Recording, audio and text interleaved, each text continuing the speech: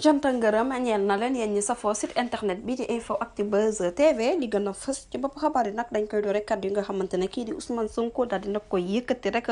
foofa ca selilam la mu daal di xam ne rek mooy Macky Sall ak nguuram otage dëgg rek la ñu ko def ngir neenal nag candidature am ci élection présidentielle ñu doon mal ci atum 2024 ba tey rek moom Ousmane Sonko la mu daal di xam ne mooy nguur goo xamante ne rek jaay doole ak xoxatal rek la fi nekkee ndax otage bi nga xamante ne rek daal dinañ ko koy def du lenn rek ngir xañ ko nag mu nekk candidat ci élection présidentielle ñu den ma waaye nag dañoo fas yéene jël rek toog ci bopp nguur gi nga xamante ne rek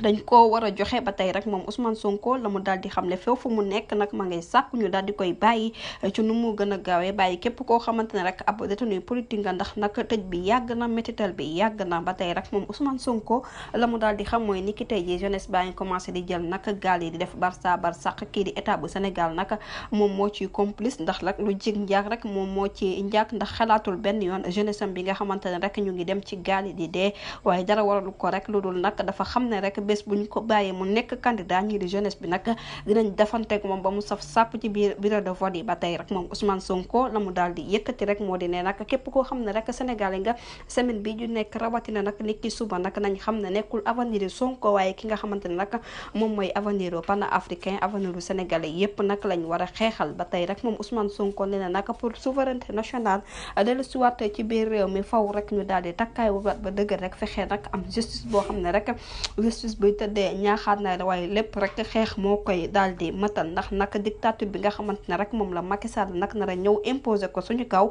nañu bañ ba tëdd ci suuf di kàddu kii di Ousmane Sonko ba tey rek moom Ousmane Sonko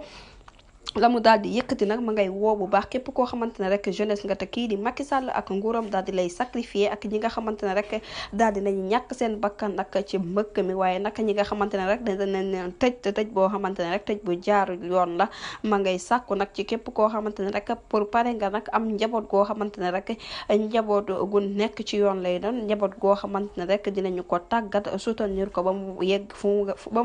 mu bëgg nga yegg ko faw rek ñu daal di nag préparé wu rek waajal suba 17 novembre ngir nag démocratie desuwaat ci biir réew mi ba tey rek moom Ousmane Sonko la mu daal di xam ne rek moo di ne nag xeex bi ñuy xeex nekkul sax pour moom waaye nag dañoo bëgg rek am justice boo xam ne justice buy tëddee njaaxaanaay la bu libre bu indépendante boo xamante ne rek du xeeñ kenn ak yelleefam ba tey rek moom Ousmane Sonko la mu daal di wax moo di ne moom ragalul benn yoon nag ñu daal di koy arrêté wala ñu tëj ko waaye nag lu mu bañ mooy ñu koy tëj boo xamante ne amul benn yoon justification loolu daal moo ko métti ba tey rek moom Ousmane Sonko la mu daal di wax kenn ku ci nekk ci noonu rek am nga droit dund la neexee waaye nag bañ a laqatu bañ a dem prison wala sax bañ a dee ba tey rek moom Ousmane Sonko la mu daal di xam ne bu nekkee moom ci côté am tey la pare rek pour gën a résister bu baax ndax li nga xamante ne rek jamono ji mu ngi koy xeex dina wéyal di ko xeexal ni ndax nag Sénégal boo xam ne la bëgg mooy Sénégal bu am démocratie Sénégal bu am liberté Sénégal boo xamante ne rek justice bi day tëddee njaaxaanday di kaddu kii di Ousmane Sonko